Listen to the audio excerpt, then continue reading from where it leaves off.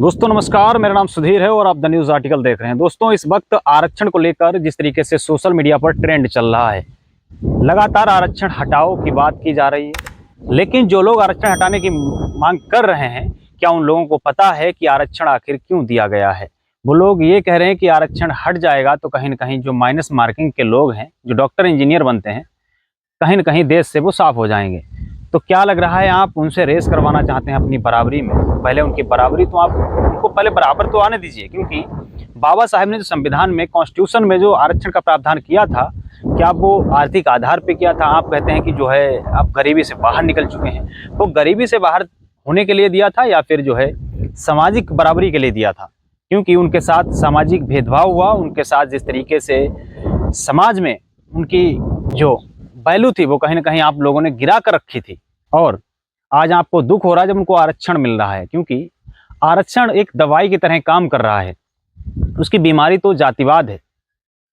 और वो जातिवाद क्या ये दलित करते हैं, ये SC ST OBC के लोग करते हैं? क्योंकि क्या इनको अपनी जाति पर गर्व होता है?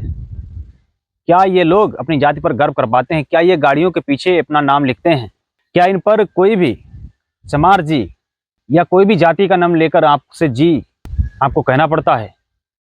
जो लोग आरक्षण का विरोध करते हैं वो घोर जातिवादी लोग हैं। वो चाहते नहीं है कि कोई भी SC ST OBC का अच्छी कुर्सियों पर बैठने लगे, क्योंकि उनको इसी चीज़ का दुख है। क्योंकि आज भी आप अगर डेटा देखेंगे, हकीकत देखेंगे, तो 90% संसाधनों पर जो है कब्जा किन लोगों का है? आप डेटा तो दीजिए कि 80 वालों ने मतलब कुंडली मार ली है या फिर आपका हक खा लिया। कहाँ से खा लिया है? आपकी संख्या के अनुसार आपके कई गुना लोग ज़्यादा सिस्टम में हैं, लेकिन आप कहते हैं कि आरक्षण को खत्म कर दिया जाए। ये बाबा साहब ने इसीलिए कॉन्स्टिट्यूशन में जो है ऐसा प्रावधान ही नहीं किया कि आप उसको खत्म कर सकें, जब तक सामाजिक बराबरी नहीं मिल जाती है। और आप जिस तरीके से एक झूठा प्रोपेगेंडा चलाते हैं कि 10 साल के लिए आरक्षण था, भाई साहब उनको पता है कि लोग कॉन्स्टिट्यूशन पढ़ते नहीं हैं। आप इसलिए प्रोपेगेंडा में कहीं ना कहीं थोड़ा सा सफल हो जाएंगे, लेकिन आप कुछ नहीं कर सकते हैं, क्योंकि जो सामाजिक आरक्षण है वो बना रहेगा। ऐसा चाहे आप अमित शाह का बयान सुन लीजिए, गृह मंत्री अमित शाह भी यही कहते हैं कि SC ST का आरक्षण खत्म नहीं होगा।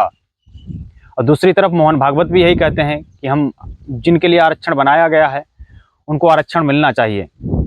आखिर आप लोगों को दिक्कत क्यों है?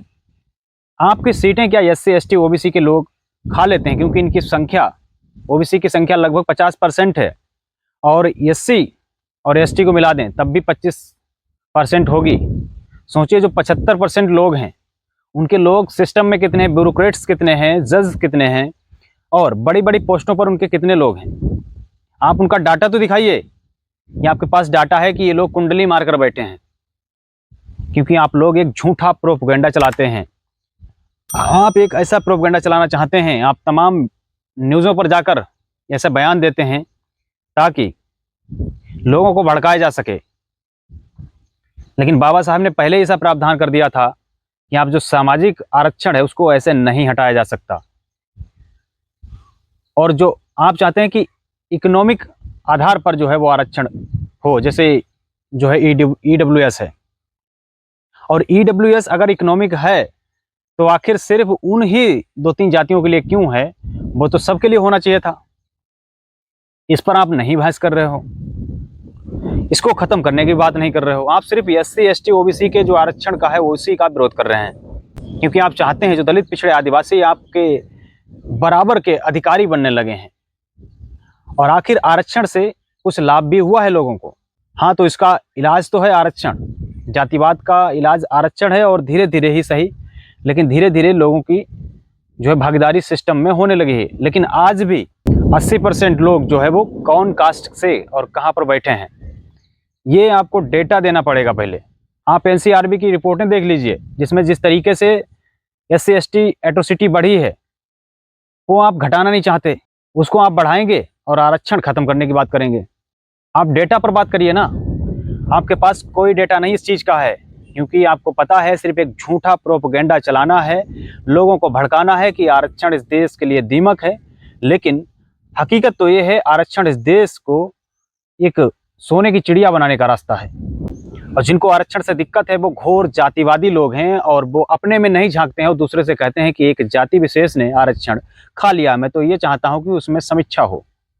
पहले तो आप अपनी समीक्षा करवाइए कि आप जनरल कास्ट में किस कास्ट के पास सबसे ज्यादा कुंडली मारकर लोग नौकरियों पर बैठे हैं, ब्यूरोक्रेट्स में हैं, जजेस हैं और तमाम जो बड़ी बड़ी संस्थान हैं, सेक्रेटरी हैं, पीएमओ में, वो कौन लोग हैं?